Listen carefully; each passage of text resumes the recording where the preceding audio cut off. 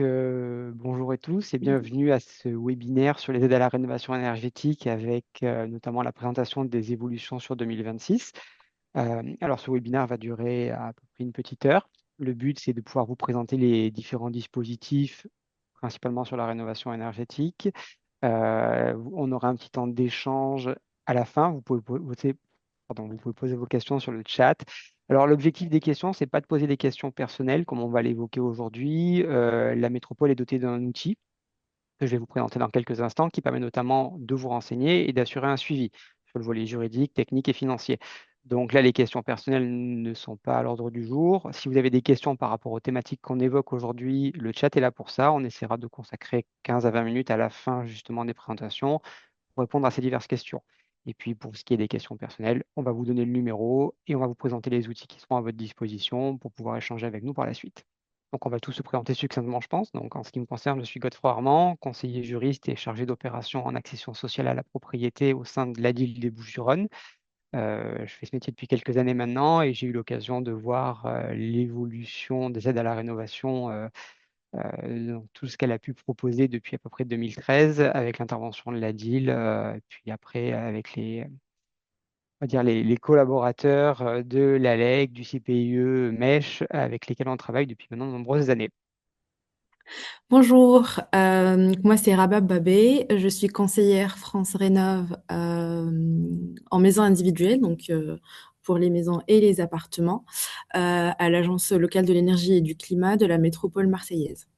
Bonjour, et du coup moi aussi, conseiller France Rénov, Monsieur Doussan, sur la partie du coup du Pays d'Aix, à l'association le CPU du Pays d'Aix, et aussi animateur des professionnels, donc tout ce qui est mise en relation avec les professionnels RGE, etc. Vous verrez qu'on a un peu ça sur l'autre, mais voilà, on aide aussi, on accompagne les professionnels à s'intégrer dans le réseau pour participer au mieux à la rénovation énergétique. Donc France Rénov sur le territoire de la métropole, du coup Aix-Marseille-Provence. Alors, France Rénov, sur le territoire métropolitain, c'est enfin, le numéro unique est en soi existant depuis quelques années. Il avait été mis en place initialement entre la métropole et le département. Et suite à l'instauration d'un pacte territorial métropolitain, il a été recentré ce numéro unique à l'échelle de la métropole Aix-Marseille-Provence. Donc toutes les communes de la métropole sont concernées par ce dispositif. C'est un numéro unique qui s'affiche sur le slide, le 04 88 60 21 06. Il vous met en relation avec un service d'accueil, avec des conseillers habitat qui vont assurer la récolte d'informations en vue de pouvoir vous renseigner, donc votre projet, vos ressources, le type de bien que vous avez, qu'est-ce que vous souhaitez en faire. Et ensuite, vont vous donner les premières informations financières si c'est ce dont vous avez besoin. Et puis pour toute question plus technique ou plus juridique, vont vous mettre en relation avec les différents acteurs. Donc sur le volet juridique, ça sera nous, la DIL. Sur le volet technique, en fonction de votre territoire, ça sera donc soit la mèche, soit l'ALEC qui vont intervenir. L'outil que nous utilisons tous pour pouvoir échanger avec vous sur ces questions-là, c'est l'outre, donc c'est l'outil de la rénovation. Et il est utilisé maintenant depuis quelques années par l'ALEC et la mèche. La DIL l'utilise depuis un peu moins longtemps, uniquement depuis le lancement du dispositif métropolitain. L'avantage, c'est que c'est un outil transversal qui nous permet à tous d'accéder aux mêmes informations et qui vous permet aussi à vous de créer une fiche ou d'accéder à la fiche existante en vue de communiquer des informations aux différents conseillers avec lesquels vous allez discuter, notamment tout ce qui est devis. Euh, donc, je vous présenterai un tout petit peu sur la slide d'après le dispositif Loutre. Il y a aussi un réseau de professionnels de l'immobilier partenaire qui s'appelle Aptimo. Donc, Kevin pourra vous en parler un peu plus si vous le souhaitez, puisqu'il intervient dessus.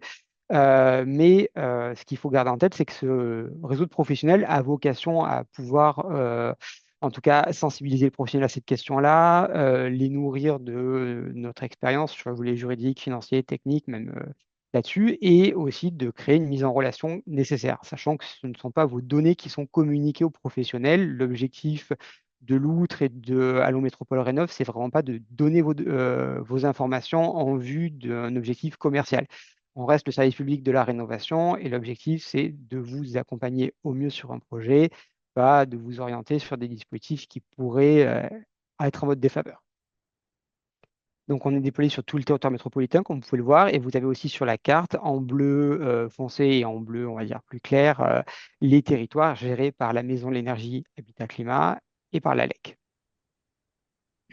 Non, c'est ça. Et puis, ouais, petit point sur Actimo 13, en fait, c'est aussi le réseau de tout ce qui est agent immobilier, notaire, etc. Pour quand il y a un projet de rénovation énergétique, donc avec des DPE souvent E, F ou G, qu'il y a un contact avec le service public de la rénovation énergétique pour essayer d'accompagner ces biens-là à être rénovés et dans quelle mesure, etc., etc. Donc, Voilà, donc l'outre, le nouvel outil, c'est un espace numérique gratuit qui vous permet de simplifier votre parcours de rénovation. Donc c'est clairement marqué. Vous pouvez créer votre compte directement depuis loutre-rénovation.fr. Donc c'est comme une création de compte, un identifiant, un mot de passe, une adresse email seront requises.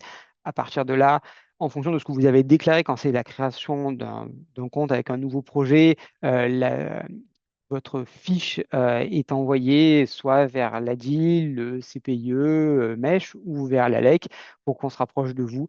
Alors, sur certains projets spécifiques, notamment tout ce qui sera, même si c'est vraiment pas évoqué aujourd'hui, l'habitat dégradé ou l'adaptation du logement, là c'est forcément la ville qui gère puisque on est sur du financier à proprement parler et financier juridique au besoin. Donc les fiches nous sont directement adressées et normalement les conseillers Mèche, Alec n'interviennent pas dessus. Voilà, donc il faut savoir que là, sur ces projets-là, vous êtes directement en relation avec la DIL, même quand vous créez un compte sur l'outre. Donc, on est bon là-dessus. Juste au niveau des aides nationales, parce qu'aujourd'hui, on va vous présenter les aides nationales, mais aussi les aides locales et les différents outils à votre disposition. Il faut avoir en tête qu'il y a une architecture rationalisée. Ça a été découpé en trois aspects. Ma prime rénov pour le volet rénovation énergétique, ma prime adapt pour l'adaptation des logements et ma prime logement décent, c'est pour la réhabilitation de logements dégradés. Alors, ces dispositifs existaient déjà avant, sous d'autres noms, avec des moutures un petit peu différentes. L'idée était d'harmoniser le dispositif sous un tronc commun qui soit plus parlant et plus facile à faire comprendre aux gens. Aujourd'hui, c'est vraiment la rénovation énergétique sur laquelle on va mettre l'accent. Et gardez en tête que pour toute question d'adaptation ou de logement dégradé, donc qui pourrait rentrer dans les deux autres dispositifs de l'État, vous pouvez très bien nous contacter sur Allo Métropole Rénov pour qu'on en discute. Oui, j'ai oublié que mon micro était désactivé. Alors, dans cette partie, je vais vous présenter donc l'aide MaPrimeRénov'. Donc, je vous présenterai MaPrimeRénov', rénovation d'ampleur et MaPrimeRénov' par geste. Mais avant de commencer, donc là, ce que vous voyez, c'est le tableau avec les nouveaux plafonds de ressources de l'ANA pour l'année 2026. Donc, comme chaque année, ces plafonds, ils ont été revalorisés. Donc, cela permet à davantage de ménages de devenir éligibles et donc de pouvoir bénéficier des aides à la rénovation énergétique. Alors, ma prime rénov parcours accompagné ou ma prime rénov rénovation d'ampleur, c'est une aide qui vise à encourager les travaux de rénovation d'ampleur. Donc, le principe de calcul est en pourcentage du montant des travaux.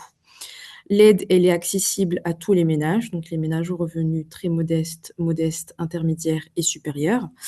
Et elle concerne les propriétaires occupants, les propriétaires bailleurs et les usufruitiers. Les acquéreurs, ils peuvent aussi en bénéficier en fournissant une promesse de vente.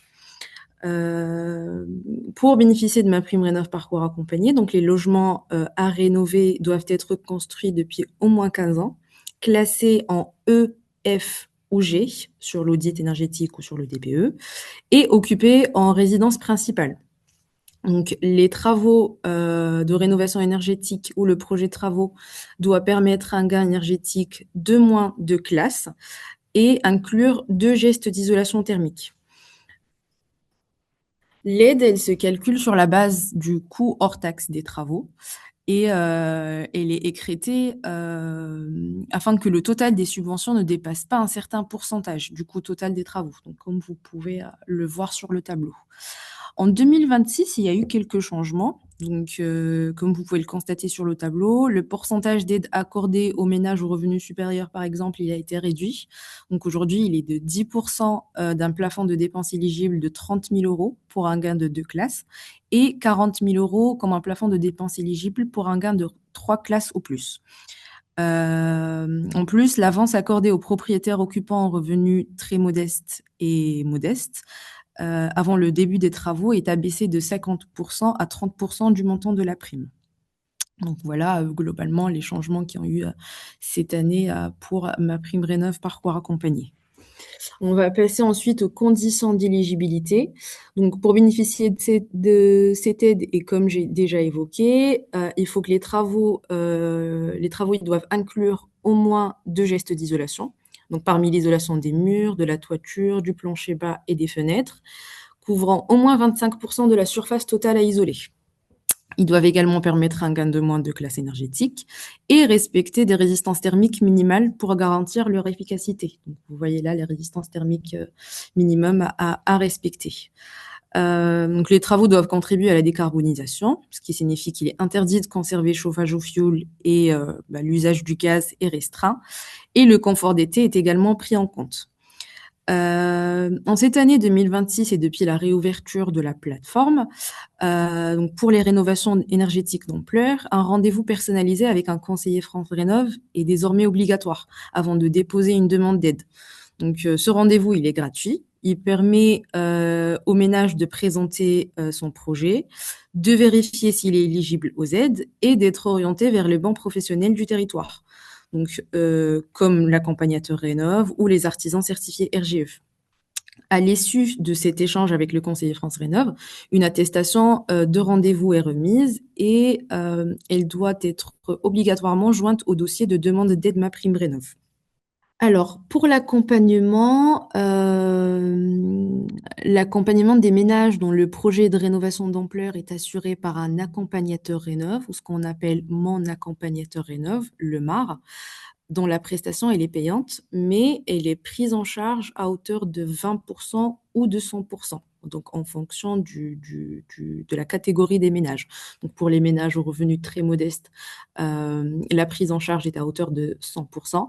Pour les ménages aux revenus supérieurs, c'est de 20%. Le rôle de l'accompagnateur Rénov, il comprend plusieurs étapes. Donc une première visite sur site pour établir un audit énergétique du logement, une assistance personnalisée pour l'élaboration du projet de travaux et du plan de financement, un suivi de la réalisation des travaux pour s'assurer de leur bonne exécution et une deuxième visite post-travaux afin de vérifier la conformité des travaux avec les préconisations initiales. Donc cet accompagnement, il permet aux bénéficiaires d'être guidés tout au long du processus, depuis l'étude énergétique jusqu'à la finalisation des travaux et le dépôt des demandes des aides et la réception des aides. Donc, pour illustrer tout ça, voilà un exemple de rénovation de logements individuels. Donc ici, c'est une rénovation d'ampleur pour une maison individuelle des années 1950. Les travaux, ils ont été réalisés, qui ont été réalisés concernent l'isolation thermique des murs par l'extérieur, l'isolation des combles perdus, le changement des menuiseries et l'installation d'une ventilation, donc une VMC. Le projet, il a été porté par un ménage aux revenus modestes et grâce à ces travaux, le logement gagne deux classes énergétiques, donc ce qui permet d'améliorer le confort tout en réduisant les consommations d'énergie. Le montant total des travaux s'élève à un peu plus de 38 000 euros. Et pour financer ce projet, le ménage a bénéficié d'une aide de la part de MaPrimeRénov rénovation d'ampleur, donc 18 000 euros. 4 000 euros de la part du département. Donc cette aide, elle va vous être présentée ensuite par Kevin. Et il a bénéficié aussi d'un éco-prêt à taux zéro d'environ 16 000 euros pour financer le reste à charge. Donc l'accompagnement de ce projet et la définition des travaux, il s'est étalé sur une période d'environ 15 mois. Donc entre le moment où le porteur de projet a contacté le MAR et le moment où il a fini les travaux et où il a reçu sa subvention. Alors, là, je vais vous expliquer la différence entre le suivi par le service public et l'accompagnement du MAR, de l'accompagnateur Rénov. Alors, les espaces Conseil France Rénov, nous, on propose un service gratuit aux propriétaires des maisons individuelles, d'appartements et de copropriétés. Donc, on assure un diagnostic initial du logement. On vous aide à prioriser les travaux et on vous met en relation directement avec les professionnels qualifiés. On peut vous fournir également un avis neutre sur les devis et on vous accompagne dans la mobilisation des aides financières auxquelles vous pourrez prétendre, donc selon votre situation. En revanche, ma prime rénov, rénovation d'ampleur, donc l'intervention de mon accompagnateur rénov est obligatoire et elle est payante.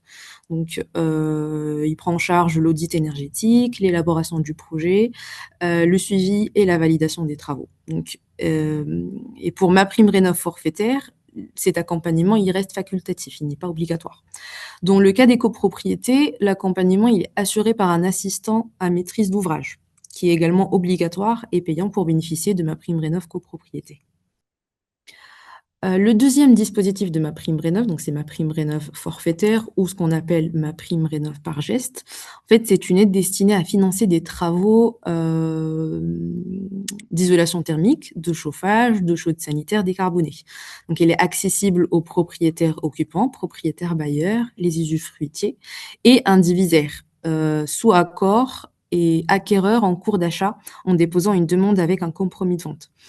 Cette aide, elle est réservée uniquement aux ménages aux revenus très modestes, modestes et intermédiaires. Donc, elle n'est pas accessible pour les ménages aux revenus supérieurs. Et cette année, donc, ce qui change en 2026, c'est que les chaudières biomasse et l'isolation des murs ne sont plus financées dans le cadre de la rénovation par geste. Donc voilà. Maintenant, je vais passer la main à Godefroy pour vous présenter le dispositif Locavantage. Merci, Rabab. Alors, Locavantage, c'est une aide, mais fiscale. Donc, elle va plutôt s'orienter sur les propriétaires bailleurs, donc totalement sur les propriétaires bailleurs pour le coup. Donc, l'objectif, c'est pas de vous faire un projet complet Locavantage, puisqu'il y aura un webinaire qui sera prévu un peu plus tard dans l'année, normalement, sur le dispositif. Là, le principal, c'est surtout de vous présenter une autre forme d'aide qui n'intéressera peut-être pas tout le monde aujourd'hui, mais qui a quand même son utilité. Le Locavantage, elle permet aux bailleurs de bénéficier d'une réduction d'impôt alors jusqu'au 31 décembre 2027. Donc, le dispositif, on verra ensuite s'il est de nouveau reconduit. C'est à condition, par contre, de louer le logement avec un loyer plafonné à des locataires qui ne dépassent pas certains plafonds de ressources. Ça ouvre droit à des subventions pour les travaux de rénovation du logement et il est accessible à tous les propriétaires bailleurs qui sont titulaires de droits réels, c'est-à-dire personnes physiques ou personnes morales, à condition que ces personnes morales soient imposées à l'IR. Donc, une SCI familiale qui est à l'IR, c'est très bien. Une SCI d'investissement qui est à l'IS, ça ne passera pas. Et ça, c'est quel que soit le taux marginal d'imposition, ce qui permet ainsi d'accroître l'offre de logements locatifs privés à loyer maîtrisé. C'est un petit peu l'objectif du dispositif, c'est de rendre ça attractif au niveau de la fiscalité, tout en multipliant les loyers maîtrisés et donc de débloquer une certaine contrainte sur le marché locatif. Avec Locavantage, il y a trois niveaux de convention. On appelle Loc 1, 2 et 3. Et pour les personnes qui auraient déjà fait ça par le passé, avant, on appelait ça les conventions intermédiaires, sociales et très sociales. Le fond reste le même, c'est juste la nomination qui a changé. Le plafond donc, des loyers et des ressources du locataire, ainsi que l'avantage fiscal associé, vont dépendre du type de convention qui a été conclu. Vis-à-vis du logement, il faut savoir que la convention peut être faite qu'il s'agisse d'une monopropriété, une maison individuelle ou un appartement dans un immeuble collectif. La contrainte, c'est que le logement doit avoir plus de 15 ans et devra être loué en non meublé et constituer la résidence principale de l'occupant. Ça semble à peu près cohérent jusque-là. Dans la continuité des lois climat et résilience et tout ce qui est transition énergétique, les passoires énergétiques ne peuvent pas bénéficier du dispositif et par conséquent, les logements classés F ou G ne peuvent pas faire l'objet d'un conventionnement. Les logements classés E seront aussi exclus à partir du 1er janvier 2028. Donc attention, le Locavantage est plus contraignant que la réglementation énergétique en matière de location à l'heure actuelle pour justement inciter les propriétaires qui veulent cet avantage à passer des conventions de travaux pour sortir de ces classes énergétiques en vue d'avoir leurs conventions et leurs avantages fiscaux. Donc, les conditions de l'aide pour Locavantage afin de pouvoir en bénéficier, c'est des travaux de performance énergétique qui vont permettre un gain d'au moins 35% sur la performance du logement et atteindre à minima la classe énergétique D. Un accompagnement par un accompagnateur rénove, donc le MAR est là aussi obligatoire. Les travaux réalisés doivent figurer sur une liste qui a été délibérée. Alors, la référence, je vous l'ai mis sur le PowerPoint, c'est la numéro 2023-53 du conseil d'administration de l'ANA.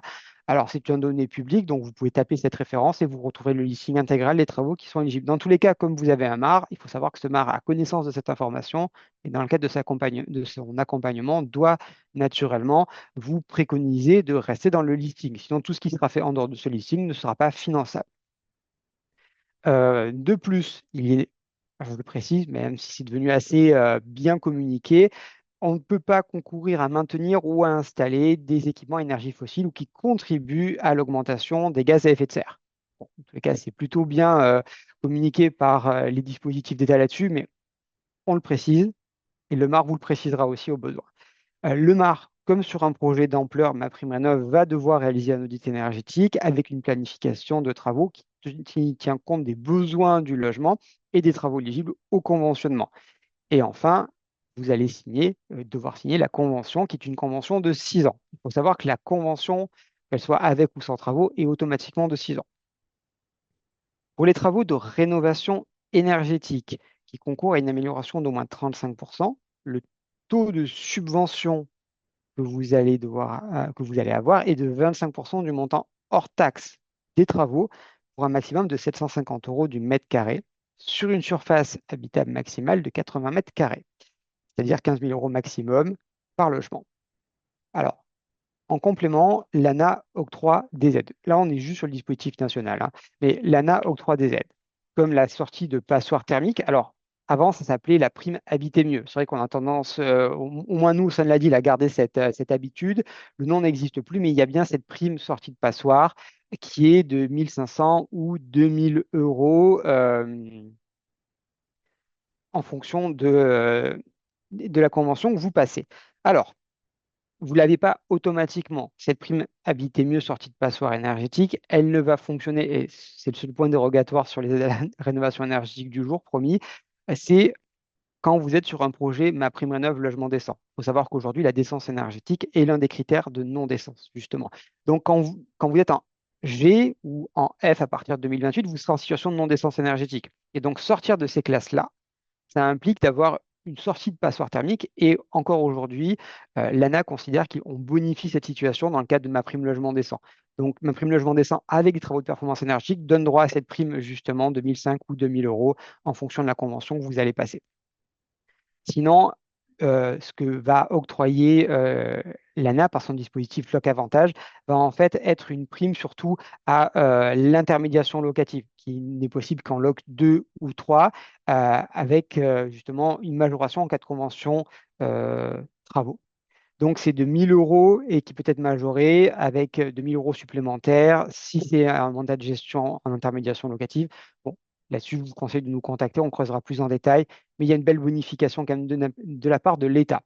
Sachant que sur les territoires métropolitains avec le pacte territorial, il y a encore des abondements locaux qui viennent majorer ça. Et sur les logements, par exemple sur Marseille, la ville de Marseille abonde aussi encore pour les logements vacants qui seraient mis en intermédiation locative. Donc il y a de très belles bonifications financières pour ces projets-là. Euh, En ce qui concerne le recours à l'accompagnateur Rénov', en cas de loc avantage avec travaux de rénovation énergétique, il est gratuit si vous êtes sur un périmètre où il y a une opération programmée. Sinon, c'est comme sur le dispositif finalement MaPrimeRénov' parcours accompagné, vous allez avoir une prise en charge qui peuvent être de 80% du montant de la prestation dans la limite de 2 000 euros de prime donnée.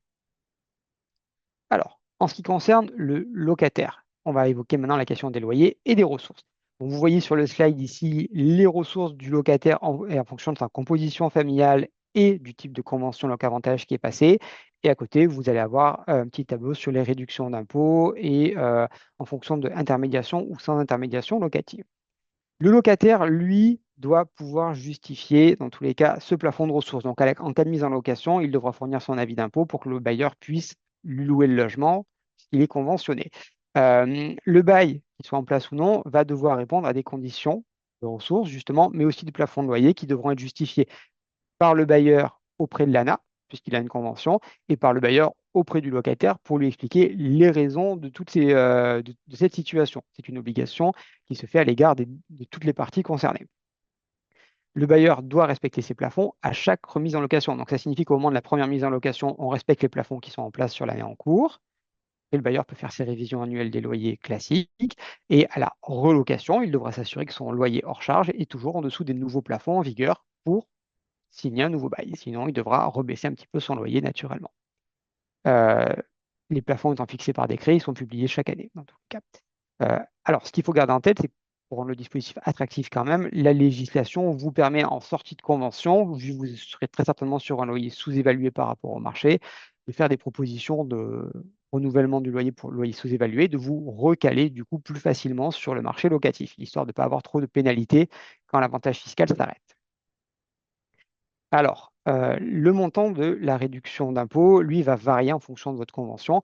Ça va donc de 15% jusqu'à 65% pour le LOC 3 avec une intermédiation locative obligatoire. Donc, c'est très attractif. Par contre, c'est des projets où généralement, il y a quand même pas mal de facteurs à prendre en compte. Combien vous avez d'impôts, combien vous allez générer de revenus, comment la réduction va s'imputer sur votre imposition.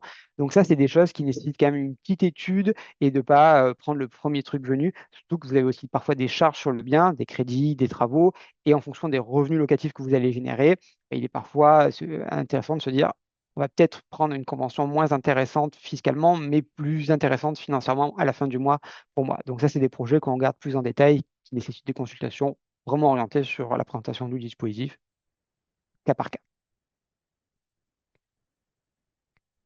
Voilà. Donc, en résumé, ça s'adresse à tous les propriétaires bailleurs dès lors qu'ils ont des droits réels et qu'ils ne sont pas imposés à l'IS, sans condition de ressources pour le bailleur, avec un conventionnement obligatoire avec ou sans travaux, même si l'objectif du jour, c'est de présenter la convention de travaux, une durée de 6 ans, des conditions de ressources pour le locataire, des conditions de loyer en fonction de la convention pour le bailleur, sans limite de nombre de logements, donc ça c'est plutôt intéressant aussi, quelle que soit la forme de propriété, donc maison individuelle, appartement, immeuble collectif, en monopropriété ou en monopropriété. Des conditions de performance énergétique, c'est logique, en cas de convention de travaux, des primes qui viennent majorer les aides délivrées et des majorations à l'échelle locale. Naturellement, interdiction d'encourager tout ce qui est gaz à effet de serre ou d'aggraver la situation des gaz à effet de serre sur le logement. Et je passe la main à Kevin pour la suite. Je vais vous présenter les aides locales, du coup, qui sont pour la plupart cumulables avec les autres aides, mais on verra un peu les cas particuliers. Donc, on a une aide qui est quand même assez intéressante, nous, sur le territoire, sur les Bouches-du-Rhône. Donc, attention à ceux qui viennent de Pertuis, qui ne sont pas concernés par cette aide. Donc, ça s'appelle Provence Éco-Rénov'. Donc, c'est une aide à l'échelle du département qui est spécifique aux propriétaires occupants sur une maison qui est construite de plus de 15 ans. Donc, voilà, ça ne concernera pas les propriétaires bailleurs et les résidences secondaires. Au niveau des conditions de ressources, elles sont un peu différentes des plafonds de l'ANA. Donc, il faut être en dessous de 35 000 d'un revenu fiscal de référence pour une seule personne et en dessous de 60 000 pour deux personnes et plus. Au niveau de Marseille, il y a un programme spécifique de lutte contre l'habitat indigne où les montants sont légèrement différents pour être éligible à cette aide Provence et Coréna. Il faut bien faire attention aussi à beaucoup de travaux qui sont éligibles, mais par contre, la seule indication où il y a une mention spéciale, ça va être pour les menuiseries. Donc, c'est une aide qui ne finance pas uniquement les menuiseries. Il faut que ça soit accompagné d'un geste complémentaire. Comme toute aide, il faut faire la demande avant sur devis non signé et ne pas engager les travaux avant de faire la demande de subvention. Il existe aussi une prime fuel de 1 000 euros supplémentaires qui vous accompagne dans la neutralisation de la Q-Fuel lorsqu'il y a un remplacement d'une chaudière fuel par un système éligible à Provence Éco-Rénov', donc tout ce qui va être pompe à chaleur air-eau, chaudière biomasse, etc. Il existe aussi une bonification de 10% si vous êtes titulaire ou si vous changez de contrat d'énergie pour s'engager sur un contrat d'énergie verte. Tout cela est bien sûr obligatoire de passer par des entreprises RGE, comme toutes les aides à la rénovation énergétique. La liste des travaux éligibles est disponible sur le site du département 13 sur Provence et Corénov'. Sinon, principalement, ça va être l'isolation, que ce soit les combles perdus, les murs. Les murs, c'est intéressant parce que maintenant, ma prime rénov, geste par geste, ne subventionne plus les murs. Donc ça, c'est toujours maintenu sur Provence et Corénov'. Pareil pour les combles perdus. Ça prend en charge aussi la ventilation, simple flux ou double flux, tout ce qui est système d'eau chaude sanitaire, les systèmes de chauffage, sauf les climatisations réversibles et le chauffage au bois. On va voir que pour le chauffage au bois, il y a quelque chose de spécifique sur le département. Mais en tout cas, voilà, les climatisations réversibles ne sont pas pris en compte dans cette aide. Primaire bois, donc voilà, c'est ça qui est l'aide qui concerne le système de chauffage au bois sur le département 13. Donc cette aide, elle est sans condition de ressources, donc que vous soyez modeste, très modeste ou supérieur ou intermédiaire, vous êtes éligible.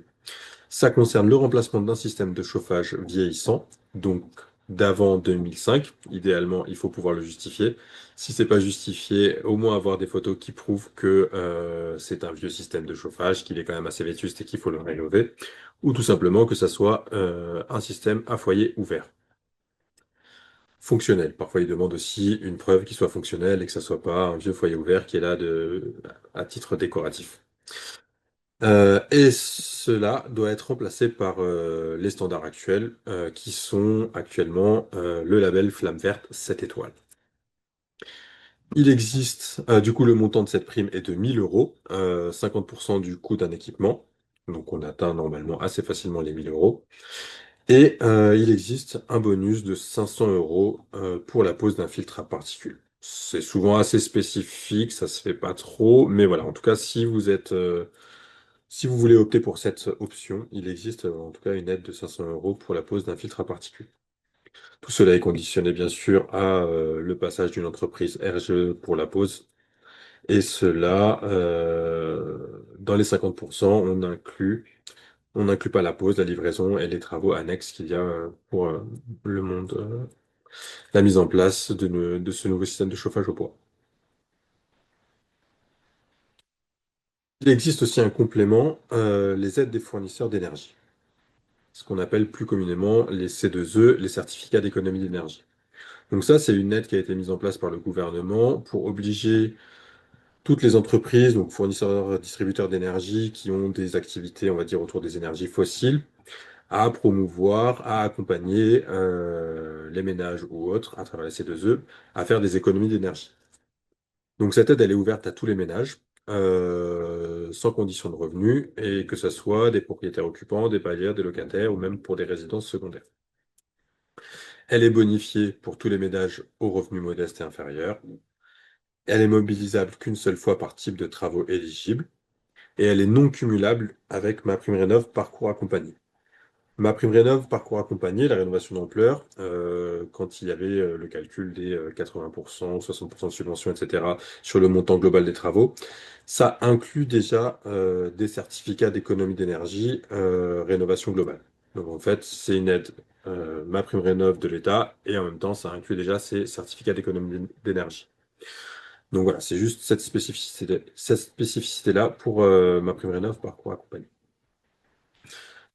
Du résidence principale secondaire, pas du neuf, donc au moins construite depuis plus de 2 ans.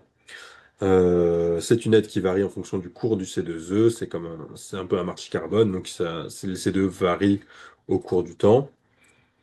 Pas de site dédié pour calculer, c'est le montant de prime. Donc, il y a des sites qui vous demandent pas forcément vos coordonnées directement. Donc, celui-là est bien Prime Énergie. Vous tapez ça sur votre moteur de recherche.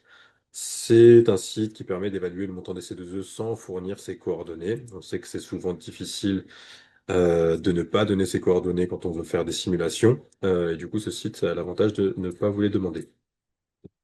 Sinon, voilà, la liste des travaux éligibles sont disponibles sur le site du ministère de la Transition écologique. Mais ça va être tout ce qui va être isolation, système de chauffage, eau chaude sanitaire, etc., etc.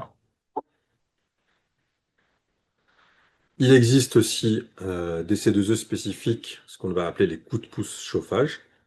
Donc, c'est une aide qui est là pour promouvoir le passage d'une énergie fossile en termes de chauffage, donc chaudière charbon, chaudière fioul, chaudière gaz, vers une énergie renouvelable. Donc là, on va parler du coup plus des chaudières biomasse, que ce soit à granulés ou à bûches ou des hybrides, les packs RO ou les packs OO, les systèmes solaires combinés ou le raccordement même d'une maison individuelle au réseau de chaleur local. Donc c'est une aide qui est mobilisable par tous les ménages, pas de conditions de revenus, qui a une bonification aussi comme avant pour les ménages aux revenus modestes. Et en général, on est sur, ils ont changé les modalités de calcul. Avant, c'était forfaitaire. Maintenant, c'est une méthode de calcul. On est un peu plus pénalisé, nous, dans les Bouches-du-Rhône, parce qu'on est proche de la Méditerranée. Donc, on est dans des conditions climatiques favorables. Donc, on fait moins d'économies d'énergie que dans des régions où c'est plus rude.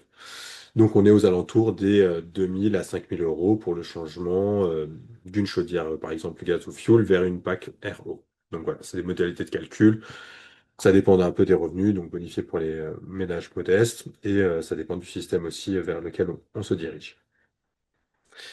Pareil, s'il y en a encore, ça existe potentiellement, voilà, des systèmes de chauffage au charbon. Cette aide est aussi éligible pour aller sur un système de chauffage au bois, flamme verte, cette étoile.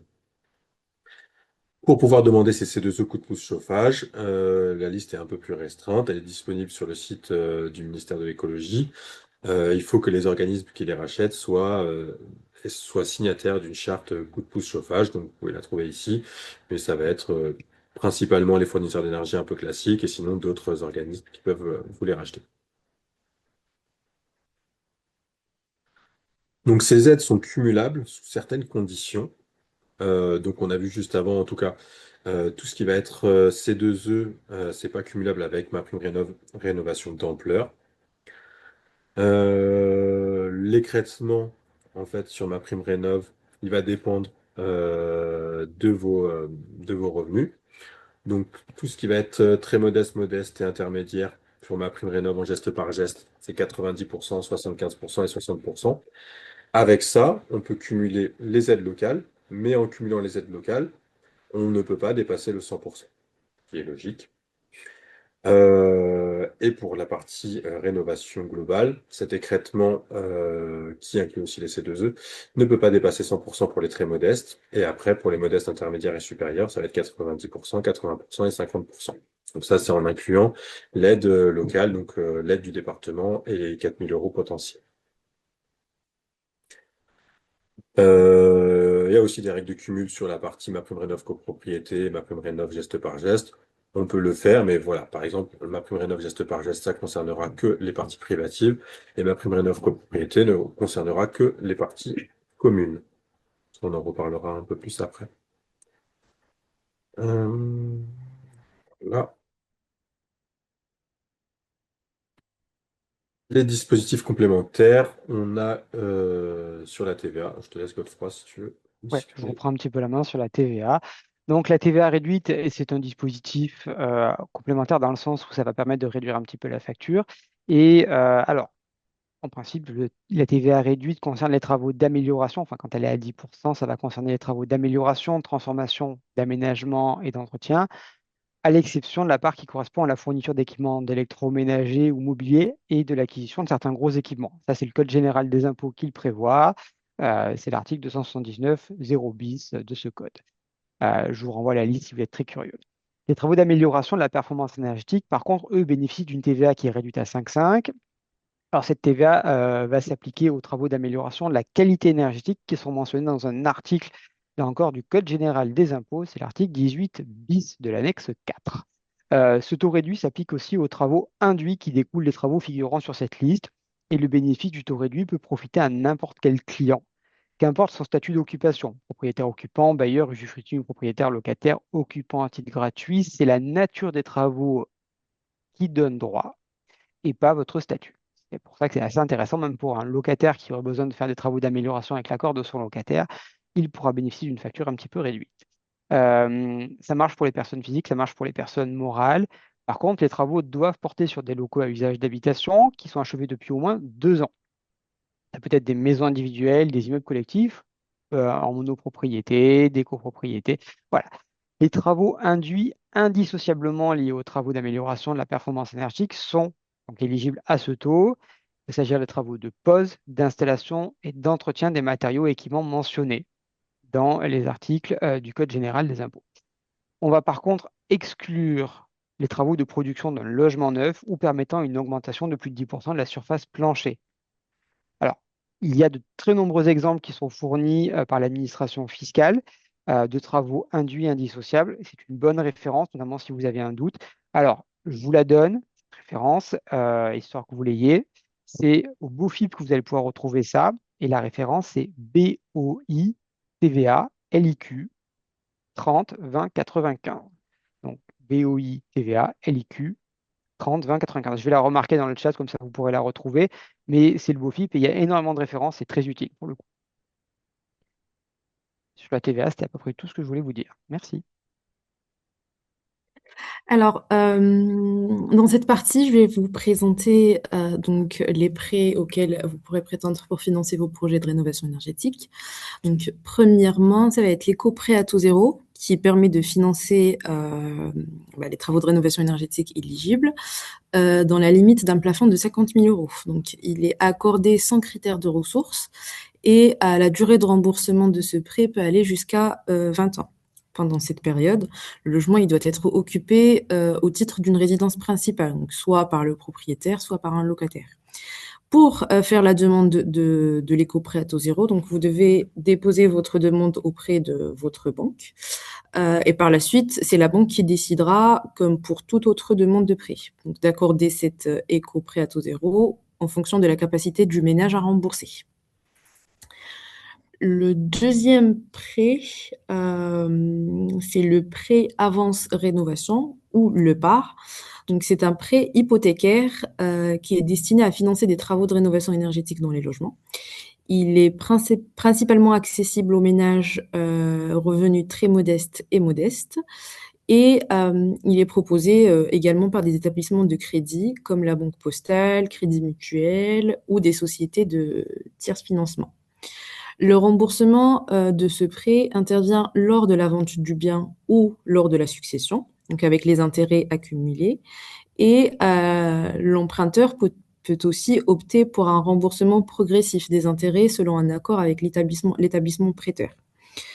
Le montant du prêt dépend de plusieurs critères, par exemple la valeur du bien, et il peut être cumulé avec d'autres aides à la rénovation et avec l'éco-prêt à taux zéro, mais pas pour les mêmes travaux.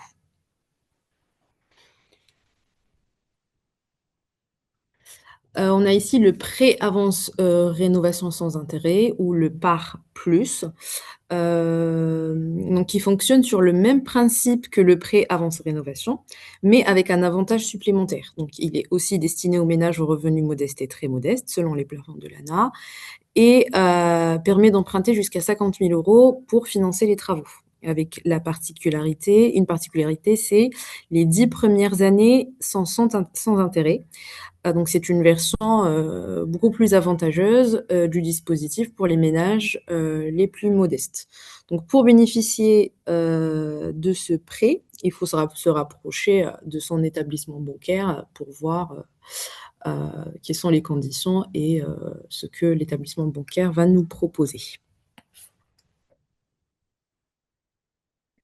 Le prêt avance subvention ou ce qu'on appelle le préfinancement. Donc, il permet de financer et de commencer les travaux avant d'avoir reçu l'intégralité des aides. Donc, avec un taux d'intérêt fixé soit à 0%, soit un taux d'intérêt fixé par l'établissement bancaire. Actuellement, il n'y a que 3 banques qui proposent ce financement. On a CIC, Crédit Mutuel et Crédit Agricole.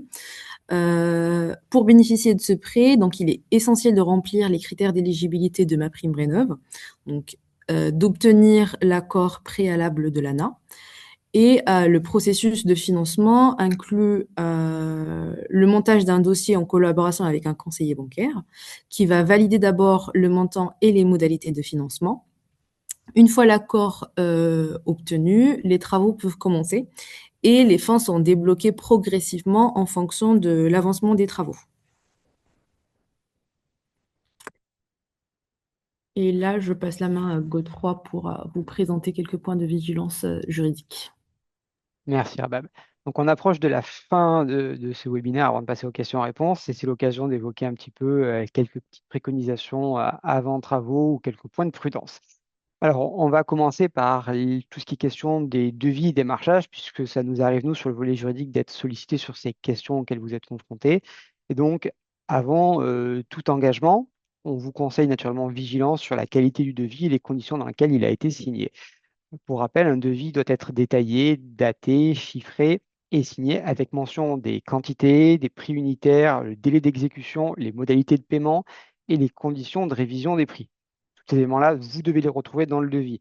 L'absence de précision technique est une source fréquente de contentieux ou même d'éléments non mentionnés. Sans parler d'un devis précis pour débloquer les aides, c'est aussi l'engagement juridique et les conséquences qu'il va y avoir pour vous qui sont non négligeables.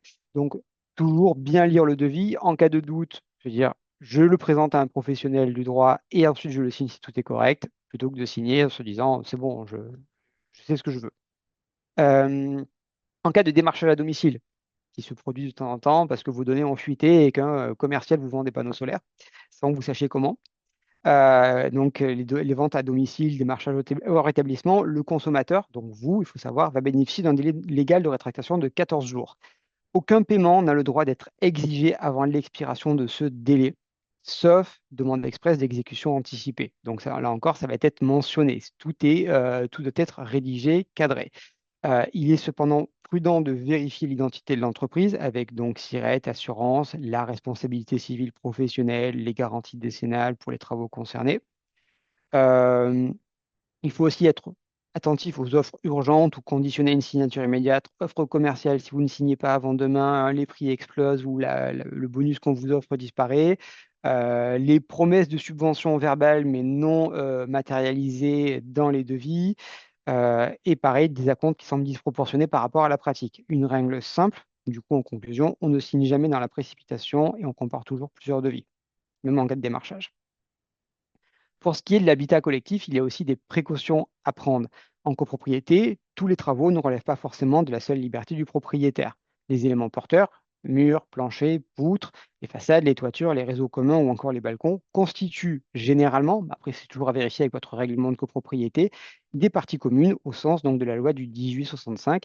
Il est donc essentiel, quand vous affectez ou vous risquez d'affecter ces éléments, de vérifier ce que prévoit votre règlement, de vérifier avec le professionnel est-ce que je vais porter atteinte ou j'ai un risque de porter atteinte aux parties communes? Parce que si c'est le cas, il faudra demander l'autorisation préalable en assemblée générale.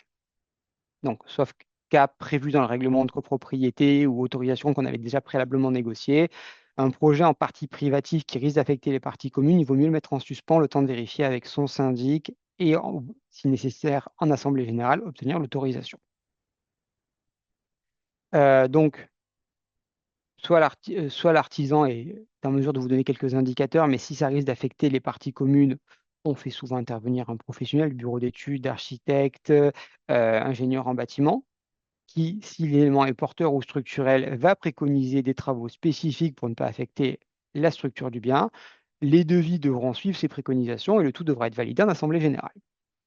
Si tout est privatif, qu'il n'y a aucun aspect structurel ou aucune contrainte architecturale fixée, soit par le règlement de copropriété, par les architectes des bâtiments de France ou des contraintes d'urbanisme, vous êtes en soi libre de faire ce que vous voulez pour réaliser vos travaux de performance énergétique.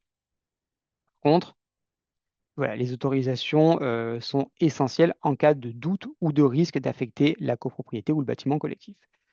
En ce qui concerne les autorisations, notamment en matière d'urbanisme, eh bien, aux propriétés, on peut vous dire oui. Au niveau de la collectivité, on peut vous dire non. Les deux sont totalement indépendants. Donc, si la copropriété est d'accord pour que vous fassiez des choses qui affectent la toiture ou la façade, tant mieux pour vous. Par contre, il faudra se rapprocher du service urbanisme de votre commune pour vérifier les règles à respecter. Déclaration préalable de travaux, validation par les architectes des bâtiments de France quand vous êtes sur un périmètre classé, un bien protégé, secteur sauvegardé. Donc, il peut y avoir pas mal de contraintes. Il est essentiel de les vérifier, même si c'est pour dire, il n'y a rien, vous pouvez y aller librement, il n'y a aucune contrainte en ce qui vous concerne. Il vaut mieux avoir une bonne nouvelle que faire les travaux sans autorisation et découvrir ensuite qu'on vous demande de tout remettre en état, même si votre copro vous a dit oui. Donc, se renseigner au niveau des règles d'urbanisme et des règles donc administratives vous permet d'anticiper votre projet. En tout cas, sur les projets un petit peu d'ampleur, c'est des projets qui prennent naturellement du temps. Et donc, si vous faites ces démarches dès le début de la réflexion, vous savez où vous allez et vous aurez largement le temps avant que le projet se lance d'avoir vos autorisations ou d'avoir aménagé votre projet en conséquence des autorisations que vous avez besoin d'obtenir. Euh, Vous ne pourrez pas dans tous les cas débuter vos travaux sans autorisation quand c'est nécessaire. Euh, voilà, pour la copropriété, les règles sont les mêmes. J'insiste bien, on distingue copropriété des règles locales et d'urbanisme qu'il peut y avoir, mais les deux autorisations sont nécessaires dès lors qu'on porte atteinte aux parties communes ou qu'on affecte des choses qui nécessitent une autorisation d'urbanisme. Donc, on vérifie toujours. S'il y a des autorisations, on les réunit et ensuite, on se lance sur le projet. Ça ne n'empêche pas de monter le projet avec son MAR ou avec ses professionnels, de faire les devis, de se rapprocher des banques pour les financements nécessaires. Mais ça, c'est des règles qui vous évitent d'avoir de mauvaises surprises ultérieurement. Et puis pour le reste, pour des questions plus précises, on est là. Voilà, n'hésitez pas à poser des questions si vous en avez encore à l'issue de ce webinaire dans le chat directement. On peut essayer de répondre tout de suite. Je vois qu'il y avait une question sur les panneaux solaires. Je sais pas si la personne est encore là. Je la vois pas dans la liste des participants, mais en tout cas, ouais, tout ce qui est panneaux solaires, c'est pas considéré comme de la rénovation énergétique à proprement parler. Donc il n'y a pas d'aide directement de l'État. En revanche, il y a juste EDF via son offre d'achat du surplus qui peut aider en part, plus ou moins l'installation en partie. On est maintenant à des montants assez faibles. Je crois que c'est 80 euros par kilowatt crête, donc c'est quand même plutôt faible. Donc voilà, il n'y a pas d'aide quand on vous vend des aides à l'installation de panneaux solaires par téléphone, sur les réseaux sociaux, etc. C'est pas le cas. C'est souvent une confusion sur laquelle ils jouent avec le solaire thermique, donc tout ce qui va être chauffe-eau solaire, système solaire combiné, et les panneaux photovoltaïques qu'on a plus l'habitude de vouloir investir dedans. Voilà, bien faire attention et n'hésitez pas à revenir vers nous si vous avez des questions ou des devis que vous voulez qu'on étudie avec vous sur l'installation, les installations photovoltaïques. On accompagne quand même les ménages là-dessus. Il y a une deuxième question de Mathieu qui dit, en cas de maison individuelle louée, est-ce qu'au propriétaire non occupant de s'occuper des démarches ou au locataire? Idem pour les revenus utilisés pour le calcul des aides. Alors, c'est le propriétaire bailleur qui doit faire les demandes d'aide, donc il sera considéré comme le propriétaire, comme un propriétaire bailleur. Et les revenus qui vont être pris en compte seraient ceux du propriétaire bailleur. Donc, c'est lui qui va monter le dossier à son nom et qui va déposer la demande d'aide. Oriane qui dit pour les dossiers déposés avant la fermeture temporaire du guichet MaPrimeRénov', le rendez-vous personnalisé avec un conseiller France Rénov' est-il obligatoire? Alors, si le dossier a déjà été déposé auprès de MaPrimeRénov', ça veut dire que c'est bon, vous n'auriez pas besoin de présenter à une attestation d'un rendez-vous avec un conseiller France Rénov'. Par contre, si vous avez déjà monté un dossier mais que vous n'avez pas encore déposé sur le site, bah à ce moment-là, il vous faut obligatoirement un rendez-vous avec un conseiller France Rénov' pour avoir l'attestation du rendez-vous. Alors ensuite, on a la question de Julie sur bonjour, sur quelle plateforme doit-on déposer la demande d'aide régionale? Oui, effectivement, ce n'est pas la même que MaPrimeRénov', mais ce sera l'aide du département, attention. Et la demande se fait sur le site du département des Bouches-du-Rhône. Donc, plus exactement, le site, c'est subvention.département13.fr, subvention avec un S et département sans accent. Vous arrivez sur la page d'accueil du site pour les demandes de subvention. Il faudra créer des identifiants, un mot de passe, générer votre compte. Ensuite, vous aurez accès à toutes les aides que les particuliers peuvent mobiliser. Donc, pas que celles liées à la rénovation énergétique. Euh,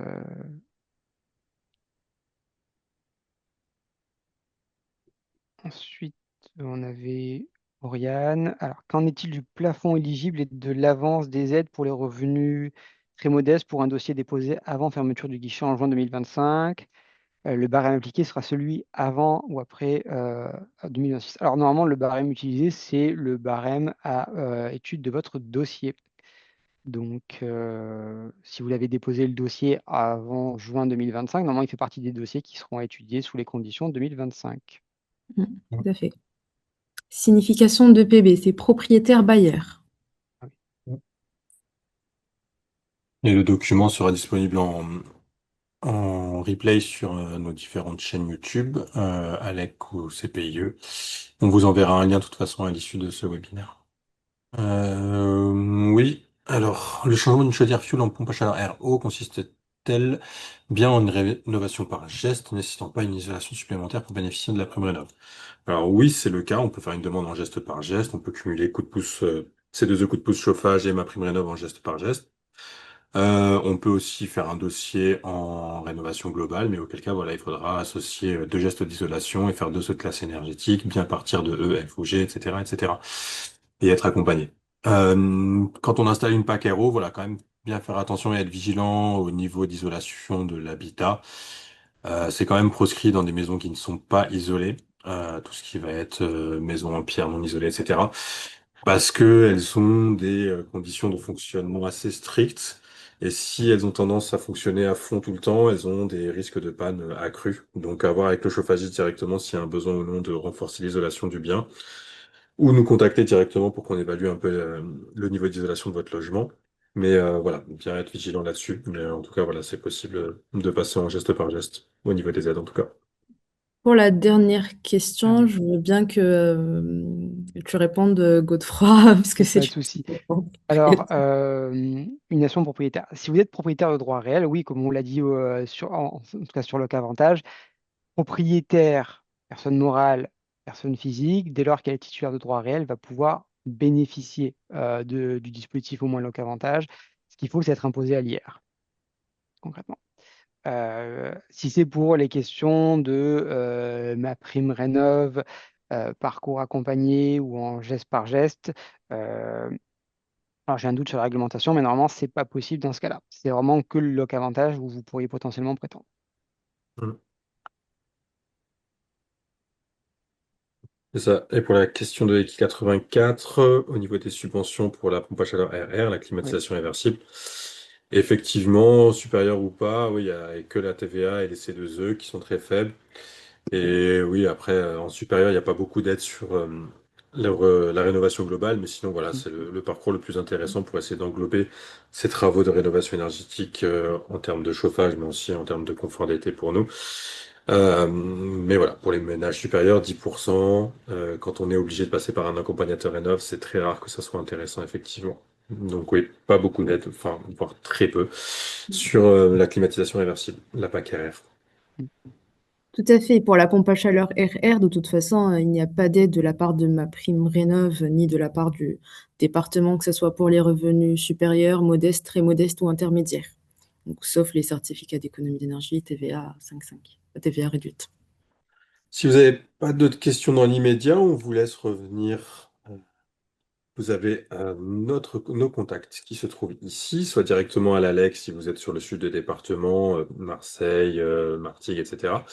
Ou sinon vers Info Énergie au CPU du Pays d'Aix si vous êtes sur le Pays d'Aix ou le Pays Salonnais. Ou sinon directement via le numéro unique que vous trouvez ci-dessous au 04 88 60 21 06, directement à Allo Métropole Rénov', à la DIL qui étudieront votre projet, qui renverront auquel cas vers le meilleur interlocuteur. Vous avez possiblement été contacté directement par mail, donc vous êtes peut-être déjà aussi sur notre plateforme Loutre. Vous avez un espace en tout cas pour contacter directement un conseiller. N'hésitez pas aussi à faire usage de la plateforme. Voilà pour nous. Je ne sais pas si mes collègues avaient un mot de fin aussi, mais pour nous, on a fait le tour en tout cas. Oui, pour moi aussi. Oui, Merci à vous d'avoir été présent en tout cas. Oui, merci à tout le monde. Et n'hésitez pas à revenir vers nous si vous avez des questions complémentaires.